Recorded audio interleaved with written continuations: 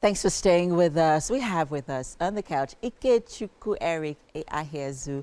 He's popularly known as Ric Hassani. He's a Nigerian singer, songwriter who blends soul, pop, and African music.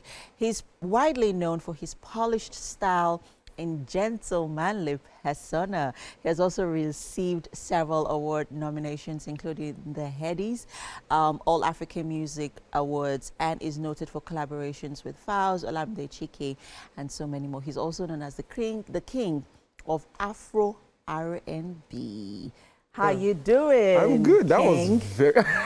King of Afro RnB. I'll take it, man. I mean, like, who else? You know what I mean? Who else? let's be who honest. Else? How are you doing this morning? I'm good. I'm good. I'm very How good. have you been? I mean, great. when was last time we saw you? Maybe 2 years ago? Yeah. Yes. Yes. How's it been so oh, man, far? it's been fantastic. I can't even complain. It's been fantastic. Work as usual, you know. God is being faithful, yeah. So we recently caught up on some of your stint on the... Congratulations, by the way. One of the judges of the Nigerian Idol. Oh, yeah. One of Thank the you. judge of the Nigerian Idol. Thank you. And I think you did really well, Thank you. working with your, the contestants. Talk to us about that, how that experience was for you. It's, I don't think I've ever said this before. Nigerian Idol actually has helped my life, like just the way I look at life now,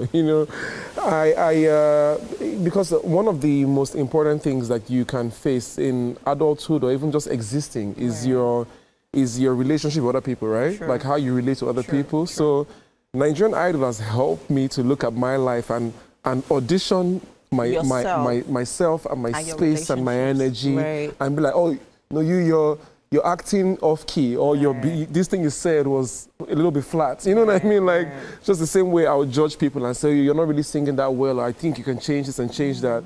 So it has helped me to be more assertive in my own personal life. So it has changed my life in that way, and it's really helped me to, because I think, especially me being an empath. So an empath is someone who is more compassionate toward people. I always want people to be very fine and happy, sometimes at my own expense. Oh, really? Yes, now. Because I want them to be happy, but then... I didn't picture you as an empath. So really? That's what I meant by, oh, really? And I write love songs now. I'm an empath. I feel people's emotions.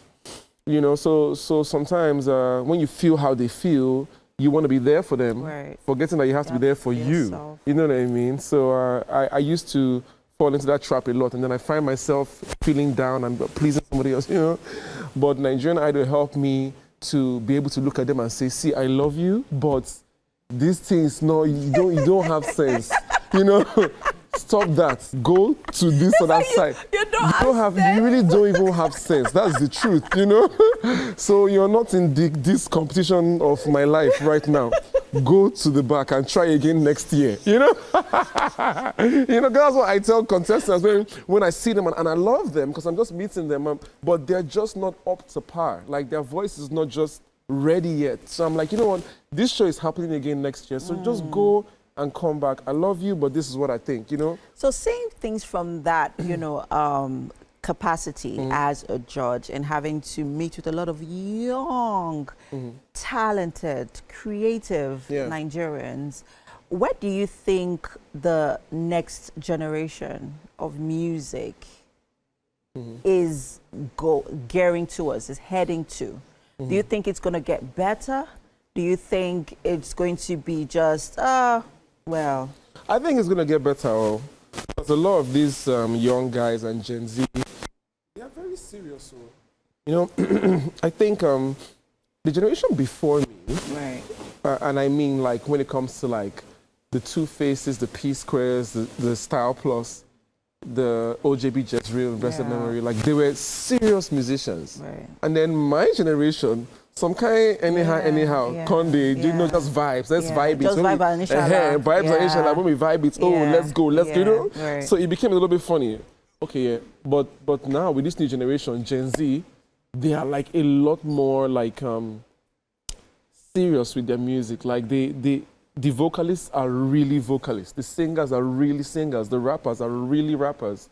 You know, so it's going to get a lot better. The quality will get a lot better. I'm very sure about it. So when you say quality, are we looking at quality in beats or quality in lyrics? Because we've seen cases.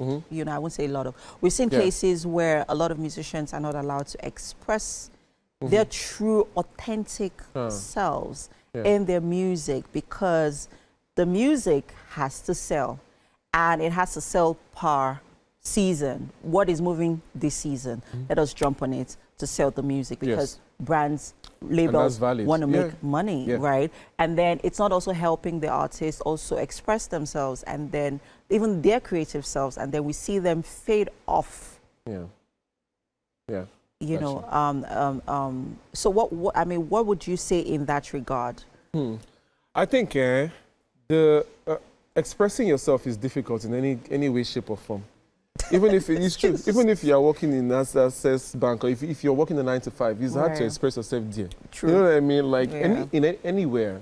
So the decision is always going to be an internal one, and you have to decide how you're going to express, if you're going to express, how much you're going to express, and if it's the right thing at that time for you to express. I'll be honest. And sometimes in my music, even in my whole career, there are some times that I know when I should express my true self, you know, and I know when I should, you know, let me pull back, let me pay attention, let me read the room, let me read the energy in the industry, and know how to express now and how to customize it and tailor it.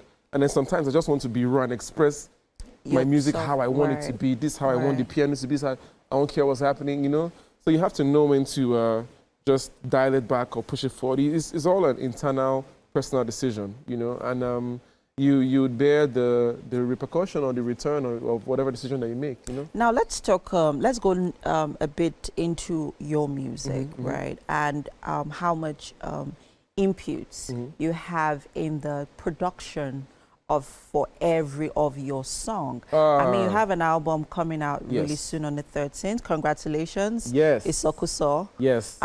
Yes. We'll get to that in a bit, but let's let's talk a little bit about, you know, your inputs when it comes to how you want every sound to sound. 100%. Like, I'm there from even to my styling, to my videos. Sometimes I'm even the one that writes the script and the treatment for the video and send it to the video director and say, oh boy, listen, this is what I want you to, you know, because the thing is, listen and take everybody's opinion under advisement.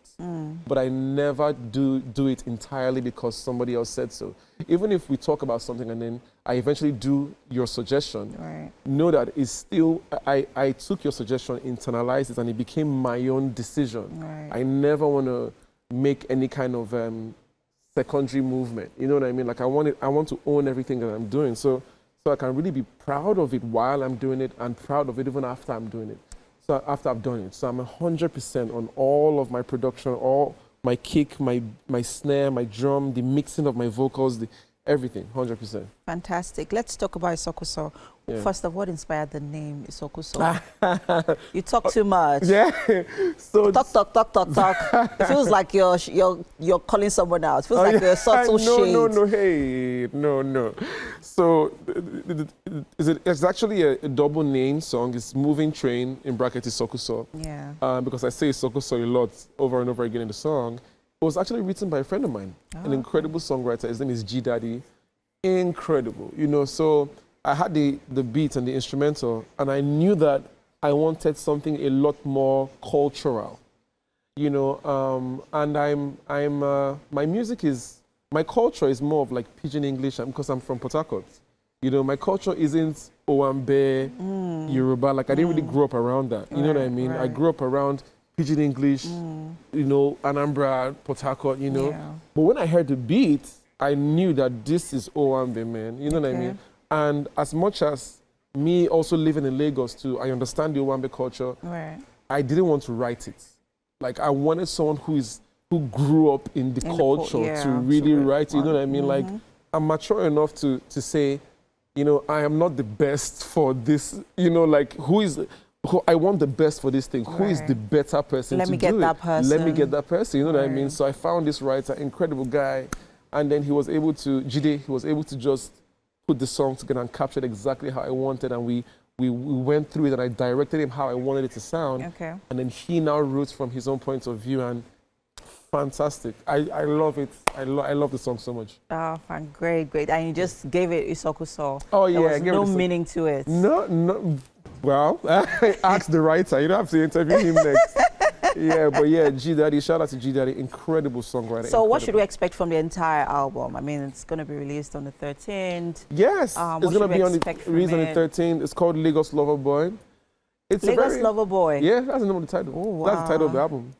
It's a very interesting album because I feature Portable. Portable. I'm telling you. Oh, wow. And a lot of people, why do people do this? They're like, Portable is absolutely incredible. No, he is as an artist. I mean, I think he's okay, the brilliant. blend, right? The blend, yes. exactly. A lot of people will I mean, you are a mix of alternative music and soul, R&B, and then you have... Yeah. What? You know what? Well, I think we're just going to keep our fingers crossed till we listen to the album, which will be released on the 13th. On the 13th, there's Portable on there. There's Odumodu Black on there. I have a song with Fino. You're not smiling. Oh, yeah. I have a song with Neo. I have a song with Nonsa Madi. Incredible. I feel like the album is a paradox because then if you have to look at all the list of collaborators, it's doing like wonky like this. But hey, congratulations once again, Rick. It's always a pleasure having you with us. Let's head over to the kitchen. Our chef, Steven, has made something really amazing for you. All right. So after you... All right.